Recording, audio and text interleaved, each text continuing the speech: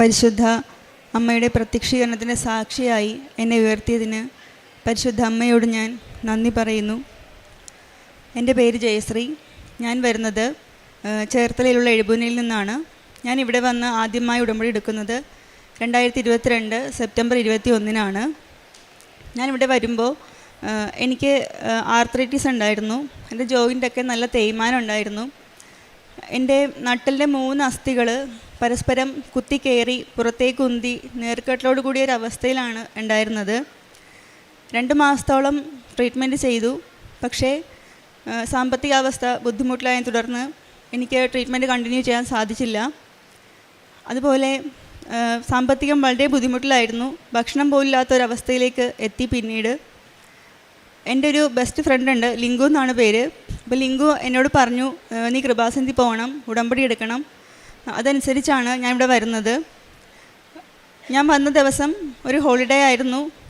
അന്ന് ഉടമ്പടി എടുക്കാൻ സാധിക്കുമെന്ന് വിചാരിച്ചതല്ല, അത്ര തിരക്കായിരുന്നു. പക്ഷേ അമ്മ മാതാവിൻ്റെ ഇടപെടലൊന്നുകൊണ്ട് മാത്രമാണ് അന്ന് ഞങ്ങൾക്ക് ഉടമ്പടി എടുക്കാൻ സാധിച്ചത്. അന്ന് ഉടമ്പടി ക്ലാസ് അറ്റൻഡ് ചെയ്യുമ്പോൾ ബ്രദർ പറഞ്ഞു, ഉടമ്പടി എടുക്കുമ്പോൾ ഈശോയും മാതാവും നിങ്ങളുടെ കൂടെ നിങ്ങളുടെ വീട്ടിലേക്ക് വരും. മാതാവ് വന്നാൽ നിങ്ങളുടെ വീട്ടിൽ സാമ്പത്തികം ഉണ്ടാവും, വസ്ത്രം ഉണ്ടാവും, ഭക്ഷണം ഉണ്ടാവും എന്നൊക്കെ പറഞ്ഞു. സത്യത്തിൽ അത് കേട്ടപ്പോൾ ഞാൻ അവിടെ ഇരുന്ന് കരഞ്ഞു പോയി. ശരിക്കും എൻ്റെ വീടിൻ്റെ അവസ്ഥ അത്ര ബുദ്ധിമുട്ടിലായിരുന്നു. അന്ന് ഉടമ്പടി എടുത്ത് വീട്ടിലേക്ക് പോയി. പക്ഷേ പിറ്റേ ദിവസം മുതൽ എനിക്ക് അത്രയും ഒരു ദിവസം ഫുൾ ഇവിടെ സ്പെൻഡ് ചെയ്തത് മൂലം എൻ്റെ ഹെൽത്ത് വളരെ വീക്കായിട്ടുണ്ടായിരുന്നു. എനിക്ക് രാവിലെ എഴുന്നേറ്റ് പ്രത്യക്ഷീണ പ്രാർത്ഥന ചെല്ലാൻ സാധിക്കാത്ത അവസ്ഥയിലായിരുന്നു ഞാൻ. എനിക്ക് രാവിലെ 5:30 എഴുന്നേൽക്കാനും സാധിക്കുമായിരുന്നില്ല. ഞാൻ എപ്പോഴാണോ എഴുന്നേൽക്കുന്നത് ആ സമയത്ത് ഞാൻ അമ്മയോട് പറയും, അമ്മ എന്നോട് ക്ഷമിക്കണം, എനിക്ക് ഇത്രയും വയ്യാതിരുന്ന കൊണ്ടാണ് എഴുന്നേൽക്കാൻ സാധിക്കാത്തത്, അതുകൊണ്ട് എന്നോട് ക്ഷമിക്കണം എന്ന് മാപ്പ് പറഞ്ഞിട്ട് ഞാൻ എപ്പോഴാണോ എഴുന്നേൽക്കുന്നത് ആ സമയത്ത് ഞാൻ പ്രത്യക്ഷീണ പ്രാർത്ഥന ചെല്ലും. അതിനുശേഷം എൻ്റെ ഹെൽത്ത് വീണ്ടും വീക്കായി. അങ്ങനെ ഒരു ദിവസം ഞാൻ വീട്ടിലിരിക്കുമ്പോൾ ഞാൻ ക്ലാസ്സിൽ ബ്രദർ പറഞ്ഞ കാര്യം ഓർത്തു.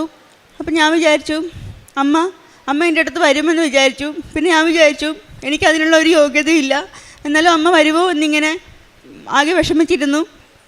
പെട്ടെന്ന് എനിക്കൊരു സുഗന്ധം ഫീൽ ചെയ്തു. ആദ്യം എനിക്ക് മനസ്സിലായില്ല എന്താണ് ഇതൊന്നും എനിക്കറിയില്ലായിരുന്നു. പിന്നെ അതിന് ശേഷം ഞാൻ എഴുന്നേൽക്കുമ്പോഴത്തേക്കും എൻ്റെ അടുത്ത് ആരോ വന്നിങ്ങനെ പറയുന്ന പോലെ തോന്നും, നീ പതിയെ നടക്കണം, സാവധാനം നടക്കണം, പേടിക്കണ്ട എന്നൊക്കെ പറഞ്ഞു തരും. ആ സമയത്ത് ഞാൻ അതെല്ലാം അനുസരിക്കും. അതിനുശേഷം എൻ്റെ ഫ്രണ്ട് പറഞ്ഞു തന്നനുസരിച്ചിട്ട് ഞാൻ എൻ്റെ ഉടമ്പടി തൈലം എല്ലാം ദേഹത്തൊക്കെ വേദനയുള്ള ഭാഗത്തൊക്കെ പുരട്ടി പ്രാർത്ഥിക്കുമായിരുന്നു. അങ്ങനെ സ്ഥിരമായിട്ട് ചെയ്ത് എൻ്റെ വേദനയെല്ലാം എനിക്ക് കുറച്ച് റിലാക്സായി. അതിനുശേഷം എൻ്റെ വേദന കുറച്ച് കുറഞ്ഞതിന് ശേഷം ഞാൻ എഴുന്നേറ്റ് ഇരിക്കാനൊക്കെ ശ്രമിക്കാൻ തുടങ്ങി. അപ്പോൾ എനിക്ക് മനസ്സിലായി എൻ്റെ ആരോഗ്യം വളരെ പ്രശ്നത്തിലാണ്. അസുഖത്തിൻ്റെ മാത്രമല്ല, ഭക്ഷണത്തിൻ്റെ ബുദ്ധിമുട്ടും ഉള്ളത് കൊണ്ട് എനിക്ക് അത്ര വീക്കായിരുന്നു എൻ്റെ ഹെൽത്ത്.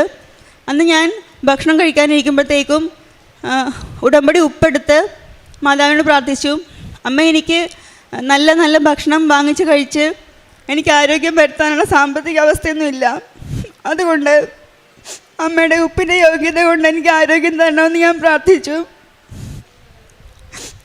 അതിനുശേഷം പിറ്റേ ദിവസം മുതൽ എനിക്ക് കസേരയിൽ എഴുന്നേറ്റ് ഇരിക്കാനൊക്കെ സാധിച്ചു. പിന്നീടുള്ള ഉടമ്പടി ധ്യാനത്തിൽ ജോസഫ് അച്ഛൻ എൻ്റെ നട്ടലിൻ്റെ കാര്യം പറഞ്ഞു.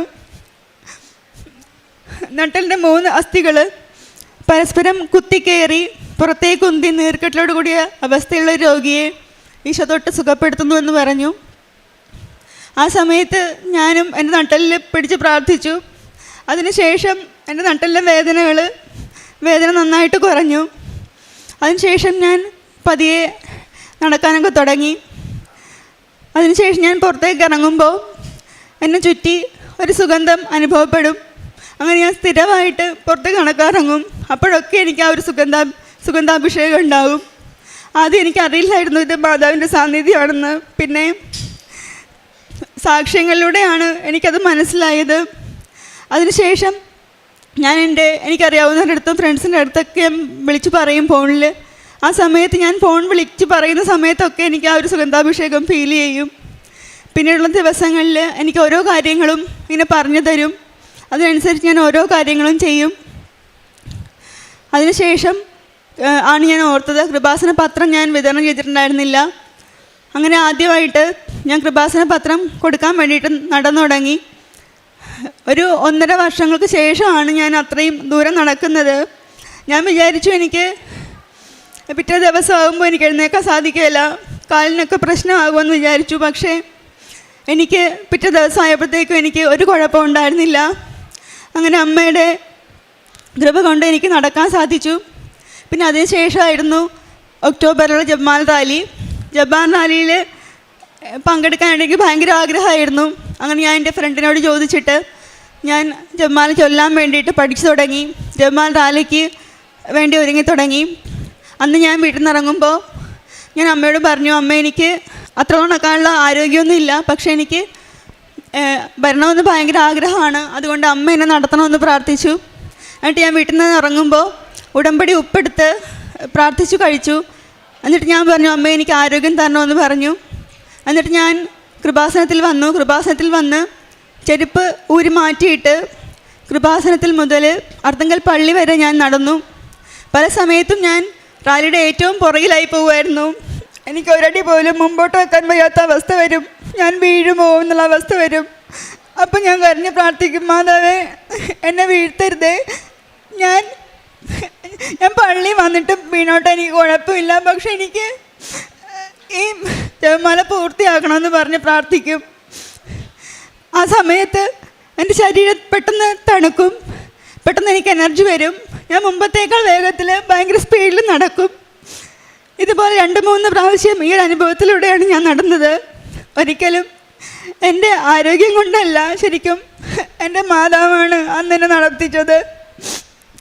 അതിനുശേഷം ഉടമ്പടി പുതുക്കിയതിന് ശേഷം എനിക്ക് സുഗന്ധാഭിഷേകമൊന്നും അനുഭവിക്കാൻ പറ്റിയില്ല. അപ്പോൾ എനിക്ക് ഭയങ്കര വിഷമമായി. ഞാൻ വിചാരിച്ചു അമ്മ എന്നെ വിട്ടുപോയി എന്ന സങ്കടത്തോടെയാണ് ഞാൻ പിന്നീട് ഓരോ കാര്യങ്ങൾ ചെയ്തത്. അമ്മയുടെ ഭയങ്കര പരിഭവമായിരുന്നു. എന്നിട്ട് പിണങ്ങി എല്ലാം ചെയ്യുന്നുണ്ടെങ്കിലും പിണക്കത്തിലാണ് എല്ലാം ചെയ്തിരുന്നത്. അതിനുശേഷമുള്ള ജോസഫ് അച്ഛൻ്റെ ധ്യാനത്തിൽ ജോസഫ് അച്ഛൻ അമ്മയെക്കുറിച്ച് പറയുന്നതൊക്കെ കേട്ട് മനസ്സിലാക്കിയപ്പോൾ എനിക്ക് മനസ്സിലായത് ഒരു യോഗ്യത ഇല്ലാത്തതാണ് ഞാൻ. അമ്മ എൻ്റെ അടുത്ത് വരാനുള്ള ഒരു യോഗ്യത എനിക്കില്ല. എന്നിട്ടും എന്നെ പൊന്നു പോലെ നോക്കിയത് എൻ്റെ മാതാവാണ്. അപ്പം ഞാൻ അമ്മയോട് കാര്യം പ്രാർത്ഥിച്ചു, അമ്മേ ഇനി അമ്മ എൻ്റെ അടുത്ത് വരണ്ട, കാരണം അമ്മ എൻ്റെ അടുത്ത് വരാനുള്ള ഒരു യോഗ്യത എനിക്കില്ല. അമ്മ എന്നെ കൃപാസനത്തിലിരുന്ന് എന്നെ ഒന്ന് നോക്കിയാൽ മാത്രം മതി എന്ന് പറഞ്ഞ് ഞാൻ പ്രാർത്ഥിച്ചു. അതിനുശേഷം ഞാൻ ഉടമ്പടി കാര്യങ്ങൾ വീണ്ടും വളരെ ദൈവസ്നേഹത്തോടെ കൃത്യമായിട്ട് പാലിക്കാൻ തുടങ്ങി. പിന്നീട് ഉടമ്പടി പുതുക്കിയിട്ട് എൻ്റെ അസുഖം പൂർണ്ണമായിട്ടും ഭേദമായിട്ടുണ്ടായിരുന്നില്ല. അപ്പോൾ ഞാൻ ചിന്തിച്ചു, എന്താണ് എൻ്റെ അസുഖം പൂർണ്ണമായിട്ടും മാറാത്തത്? ദൈവം വിചാരിച്ചിട്ടുണ്ടെങ്കിൽ ഒരു നിമിഷം പോലും വേണ്ട എൻ്റെ അസുഖം പൂർണ്ണമായിട്ട് സുഖപ്പെടുത്താൻ. പിന്നെ എന്താ മാറാത്തതെന്ന് വിചാരിച്ചപ്പോൾ എനിക്ക് മനസ്സിലായി, കാരണം എന്നെ നട്ടെല്ലാം നിവർത്തി നിൽക്കാനായിട്ട് ദൈവം എന്നെ അതുവരെ ആക്കി, ഇനി ബാക്കി നീ പ്രവർത്തിച്ച് നേടണം എന്നാണ് പറഞ്ഞതെന്ന് എനിക്ക് മനസ്സിലായി. അത്രയും നാൾ ഞാൻ കാരുണ്യ പ്രവർത്തികളൊന്നും തന്നെ ചെയ്യുന്നുണ്ടായിരുന്നില്ല. അങ്ങനെ ഞാൻ കാരുണ്യ പ്രവർത്തികളൊക്കെ ചെയ്യാൻ തുടങ്ങി. കാരുണ്യ പ്രവർത്തികൾ ചെയ്യാൻ തുടങ്ങിയതോടുകൂടി എനിക്ക് സാമ്പത്തികമായിട്ടുള്ള ഓരോ വഴികൾ മാതാവ് കാണിച്ചു തന്നു.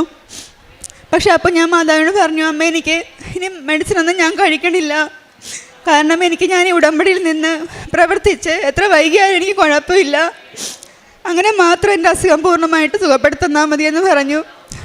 അങ്ങനെ ഞാൻ കാരുണ്യ പ്രവർത്തികൾ ചെയ്യാൻ തുടങ്ങി. ഓരോ കാരുണ്യ പ്രവർത്തികൾ ചെയ്യുന്നതിനനുസരിച്ച് എൻ്റെ വേദനകളൊക്കെ അസുഖങ്ങളൊക്കെ പൂർണ്ണമായിട്ട് സുഖപ്പെട്ടു. പക്ഷേ ഞാൻ ഓൾഡ് ഏജ് ഹോമിലൊക്കെ പോകുമായിരുന്നു അമ്മമാരെ കാണാൻ വേണ്ടിയിട്ട്. അവിടെ അമ്മമാർക്ക് വേണ്ടിയിട്ടുള്ള എല്ലാ ഹെൽപ്പുകളും ചെയ്യും. പിന്നെ ഭക്ഷണമില്ലാത്തവർക്ക് ഭക്ഷണം കൊടുക്കും, ഡ്രസ്സില്ലാത്തവർക്ക് ഡ്രസ്സ് കൊടുക്കും. അതുപോലെ ഓരോ കാരുണ്യ പ്രവൃത്തികളും ചെയ്യുന്നതിനനുസരിച്ച് എൻ്റെ അസുഖം പൂർണ്ണമായിട്ട് സുഖപ്പെട്ടു. പക്ഷേ എൻ്റെ വലത് കൈയുടെ മുട്ടുകൈ ഭയങ്കര തേയ്മാനമായിരുന്നു. എൻ്റെ വലത് മുട്ടുകൈയുടെ വേദന മാത്രം എനിക്ക് മാറ്റി തന്നില്ല. അപ്പം ഞാൻ വളരെ വിഷമിച്ചു. അന്ന് ഞാൻ ദൈവത്തോട് ഈശോയോട് ചോദിച്ചു, ഈശോ എൻ്റെ വലത് മുട്ടുകൈയുടെ വേദന മാത്രം നീ എന്താ മാറ്റി തരാത്തതെന്ന് ചോദിച്ചു. അപ്പം എന്നോട് അങ്ങനെ ഓർത്ത് വിഷമിച്ചു. അതിനുശേഷമുള്ള ഉടമ്പടി ധ്യാനത്തിൽ ജോസഫ് അച്ഛൻ രോഗശുശ്രൂഷയിൽ പറഞ്ഞു, വലത് മുട്ടുകൈയുടെ അസ്ഥികൾ തേയ്മാനം സംഭവിച്ച് ദ്രവിച്ച് കുത്തുപാടുകളോട് കൂടിയിരിക്കുന്ന രോഗാവസ്ഥയിലുള്ള ഒരു രോഗിയെ ഈശോ തൊട്ട് സുഖപ്പെടുത്തുന്നുവെന്ന് പറഞ്ഞു. ആ സമയത്ത് ഞാൻ ഭയങ്കര സന്തോഷത്തോടെ തുള്ളിച്ചാടിയെന്ന് വേണം പറയാൻ. ഞാൻ ഉടമ്പടി തൈലം വിശ്വാസ പ്രമാണം ചൊല്ലി എൻ്റെ മുട്ടുകൈയിൽ കുരിശ് വരച്ചു. അതിനുശേഷം എൻ്റെ ആ വേദന എനിക്ക് ഈശോ എടുത്ത് മാറ്റി തന്നു.